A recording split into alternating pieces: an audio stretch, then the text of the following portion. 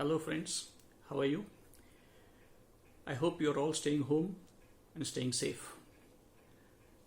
Friends, I'm making this video specifically because I have received a few queries on the announcements that have been done by the Governor of Reserve Bank of India on 27th March 2020.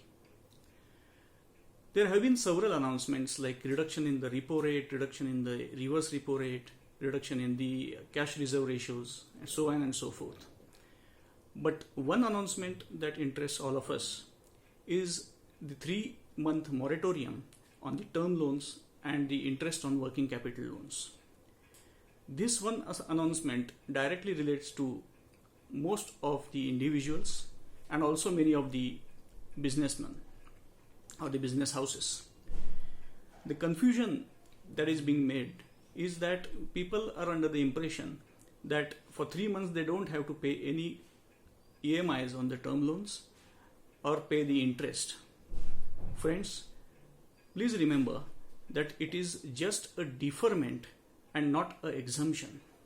So just in case there is someone who is financially distressed and is not able to pay his EMIs during the period 1st of March to 31st of May, then the Reserve Bank of India has said that he can extend his period, he can defer those payments to a future date.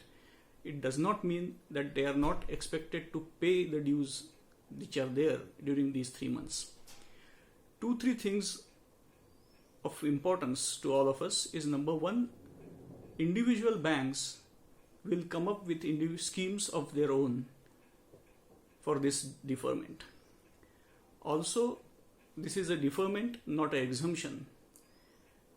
Number 3, anyone who is willing to pay should pay, because for these 3 months where you are not paying the EMIs, the interest will continue to accrue and you will end up paying more than what you would have had you paid these EMIs in time.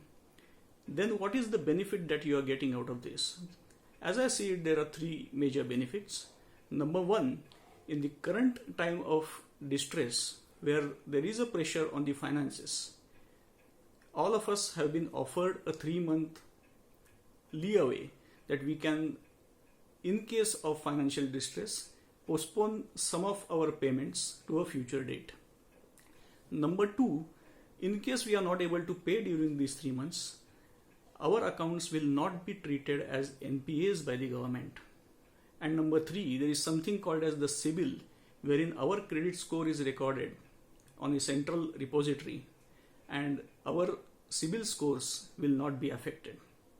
But then it also comes with a cost, as I mentioned earlier, that whatever you don't pay today is going to be required to be paid tomorrow, and along with the interest for the period during which you don't pay up.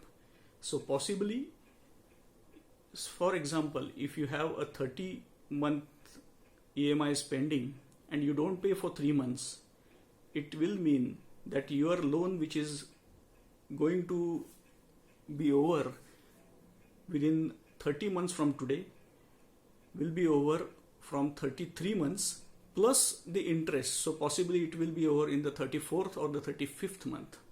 So those who are not under financial distress, please do not take benefit of this moratorium that has been announced. Ensure that you continue paying your EMIs and also continue servicing your working capital loans. Thank you. Stay home, stay safe, and we will come out of this problem stronger. See ya.